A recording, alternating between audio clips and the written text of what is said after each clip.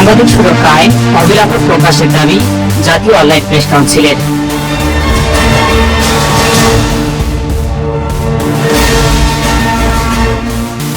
সাংবাদিকদের পেশাগত নিরাপত্তা নিশ্চিত ও তাদের জীবন রক্ষায় দ্রুত সাংবাদিক সুরক্ষা আইন প্রণয়ন ও প্রকাশের জন্য সরকারের প্রতি আহ্বান জানিয়েছেন জাতীয় অনলাইন প্রেস কাউন্সিলের নেতৃবৃন্দ। বক্তারা বলেন, সাংবাদিকরা মাঠে কাজ করতে গিয়ে প্রায় নানা ধরনের হুমকি ধামকি ও ঝুঁকির মুখে পড়েন। তাই পেশাগত দায়িত্ব পালনের সময় তাদের সুরক্ষা নিশ্চিত করা রাষ্ট্রের দায়িত্ব। গতকাল দুপুর 2টায় গাজীপুর জেলার বোর্ড বাজারের বৈশাখী রেস্তোরাঁয় 3য় তলায় জাতীয় অনলাইন প্রেস কাউন্সিলের বর্ধিত সভায় এই আহ্বান জানানো হয়। সভায় বক্তারা গাজীপুরের সাংবাদিক তুহিন হত্যাকাণ্ডের দ্রুত বিচার ট্রাইব্যুনালের মাধ্যমে সর্বোচ্চ শাস্তিরও দাবি জানান।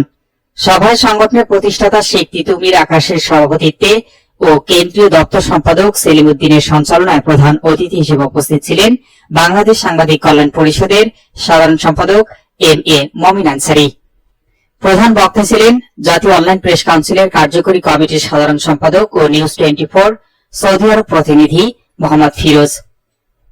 বিশেষ অতিথি হিসেবে উপস্থিত ছিলেন দৈনিক মুক্ত বাংলা ভারপ্রাপ্ত সম্পাদক সরোয়ার জাহান মেঘলা, দৈনিক নবোদয় পত্রিকার সম্পাদক আবেদা সুলতানা, সাংগঠনিক সম্পাদক সোনিয়া আক্তার, উপদপ্তর সম্পাদক রানা আহমেদ তাজ, লিমন হোসেন সোহাগ, কণা আক্তার, শিল্পী আক্তার, জাকারিয়া শিকদার, ওয়াসিম রেজা, সাকিব মাহমুদ সহ আরো অনেকে।